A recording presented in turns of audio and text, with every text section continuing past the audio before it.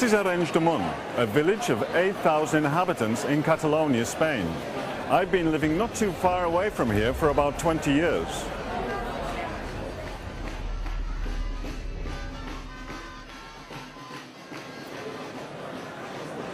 Today, the people of Arenys de Munt wish to take part in a peaceful local opinion poll.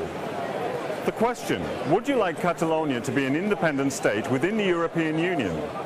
Yes or no?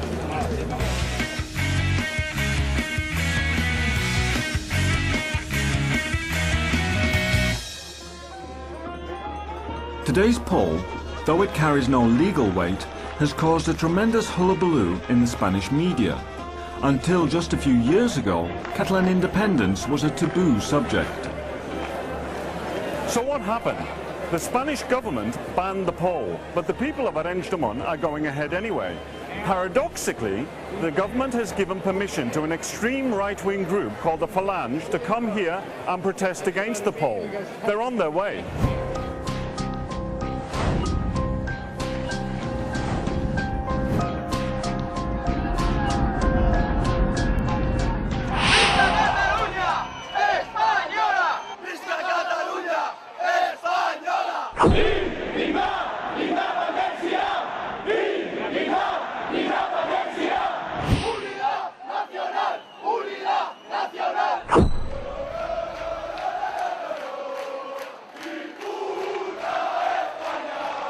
Many Catalan politicians have turned up as well, such as Oriol Junqueras, a Euro MP representing a Catalan political party that seeks independence. I els catalans volem tenir el nostre propi estat, volem ser un estat més de la Unió Europea.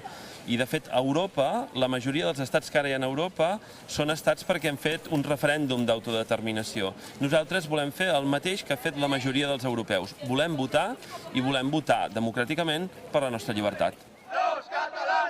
This has upset plenty of people in Spain, such as the Secretary General of the far-right Falange Party, Norberto Pico, who regards this poll as anything but democratic.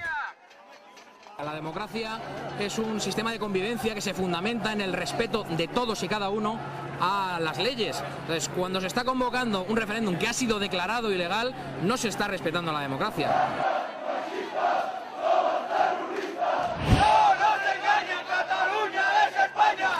For many years now, there's been an ongoing conflict between Catalonia and Spain, which many feel will lead to the end of Spain as we know it. It's high time that the story of this little-known conflict is finally explained.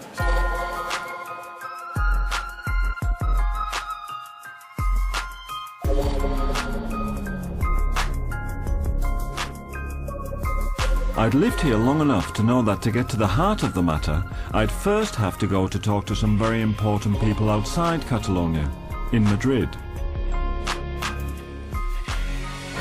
And none more important than José María Aznar, President of Spain between 1996 and 2004. I asked him if he thought that nationalism was Spain's biggest problem, and if the post-Franco division of the country into different autonomies was still working. Es verdad que los españoles llegamos en el año 78 a un acuerdo de carácter general, en virtud del cual pues, España pasaba de ser un Estado centralizado a un Estado descentralizado. Eso se ha ido desarrollando con los años, pero a algunos parece que no tienen bastante.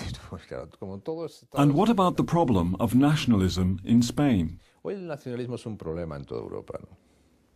Hay un resurgir nacionalista, y los nacionalismos clásicos, los nacionalismos de toda la vida, pues se encuentran con nuevos bríos, con nuevas fuerzas para hacer algunos planteamientos y algunas demandas pues que antes no se les hubiese ocurrido hacer, ¿no? Y luego, si las situaciones políticas son débiles y favorecen ese desarrollo, pues pueden producirse situaciones complicadas.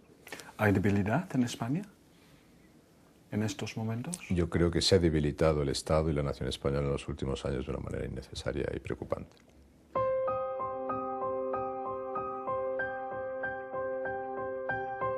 Even after years of living here, I confess I wasn't that well up on Catalan history.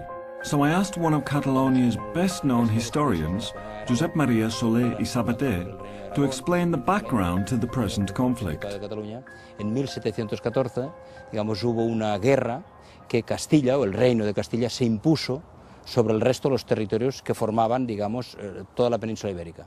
Entonces impuso, por razones de conquista militar, las leyes de Castilla, y es entonces cuando Cataluña perdió sus leyes.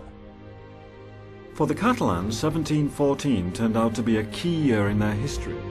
Before that, they had enjoyed virtual independence, even after the famous marriage of their ruler Ferdinand to Isabel of Castile in 1469.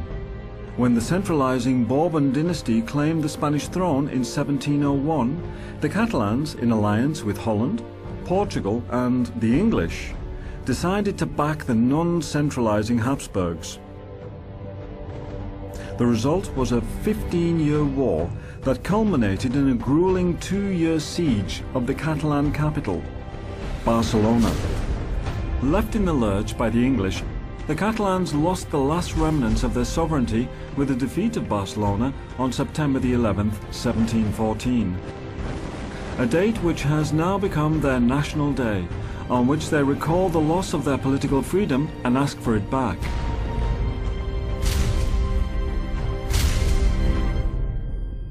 In the 18th century, Spain has tried to eliminate Catalan, no? Introduce Spanish. During through the administration, the public administration, and through the laws, and through the school, because at this time, during 2 centuries, it was really, Catalan was forbidden in the schools. And during many times, for instance, the papers in Catalan were forbidden, the broadcasting in Catalan was forbidden, and the television at the time of France was forbidden. Spanish was first imposed on Catalan people nearly 300 years ago. Even though most spoke only Catalan, successive Spanish governments lodged decree after decree to weaken the use of Catalan. In 1881, it was banned on legal documents. In 1896, in public meetings and on the phone. In 1900, in the theatre. In 1939, when Franco came to power, it was banned absolutely everywhere. People caught speaking in Catalan could be detained and severely beaten. Speaking or even reading a book in Catalan in public places became a form of direct protest against this long-running fascist regime. In the 1960s, economically desperate monolingual Spanish speakers from other areas of Spain were encouraged to move to Catalonia. To find out about the effect this has had, I got in touch with a long-term English resident, Matthew Tree, an Englishman who writes and publishes in Catalan. The Franco government, instead of putting infrastructures where they needed to be put, Extremadura, Andalusia, etc., they found it very convenient to have a whole group of monolingual Spanish speakers moving in to an area like Catalonia, which was at that time still very much a Catalan-speaking area. You move people in for economic reasons, create friction and tension, and try to eliminate the language that's spoken in the area. After Franco's death in 1975, democracy was introduced in Spain. In Catalonia, a statute of autonomy was negotiated, which placed great emphasis on the restoration of the Catalan language to its rightful place and status in Catalonia.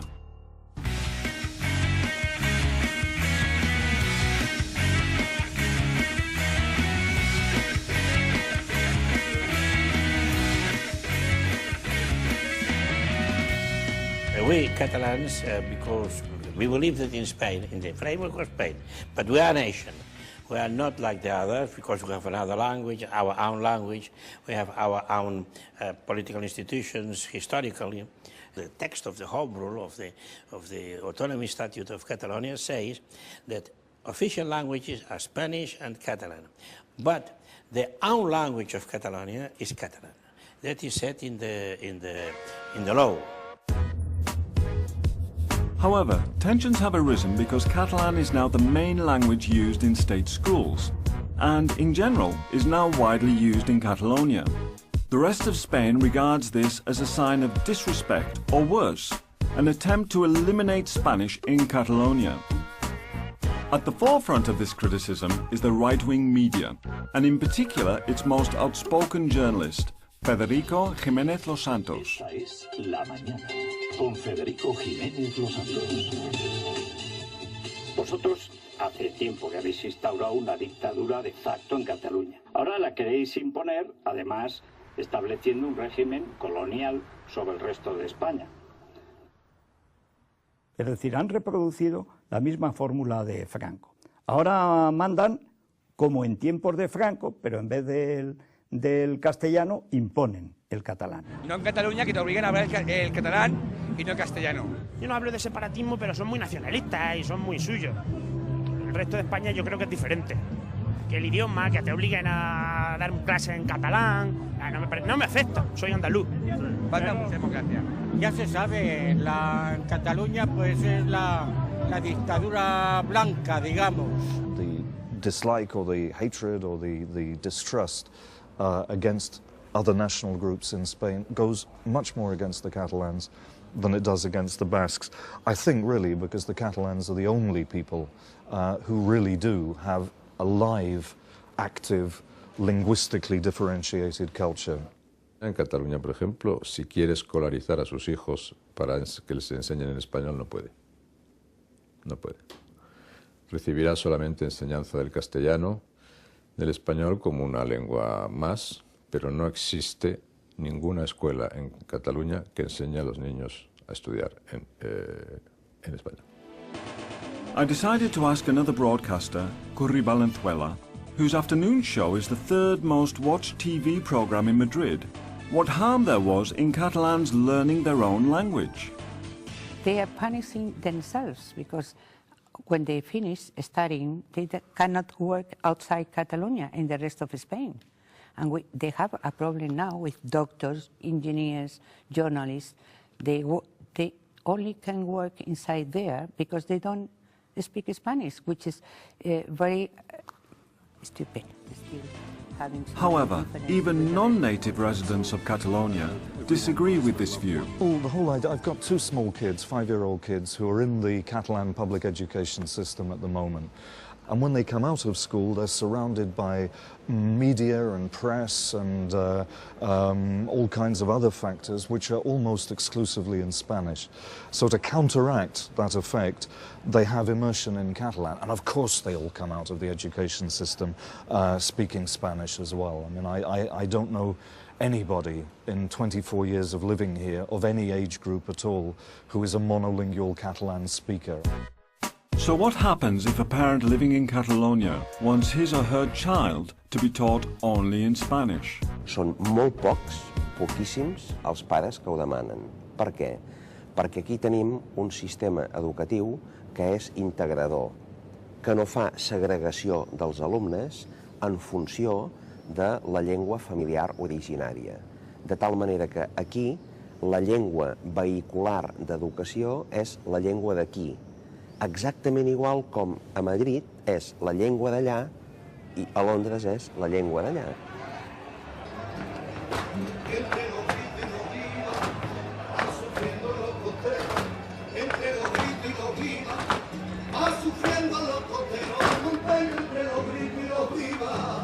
I wondered about those Catalan citizens who had been born in other parts of Spain and moved there. Do they feel discriminated against? Yo llevo aquí 40 años y no me siento oprimido. 35. ¿Y se siente catalana también ahora? ¿O? Por supuesto. Me siento catalana con mis raíces andaluzas. 30 años ya. Mi señora es catalana. Y mis hijos son catalanes también. Yo creo que Cataluña es un país integrador en ese aspecto, pero siempre que también respeten sus costumbres.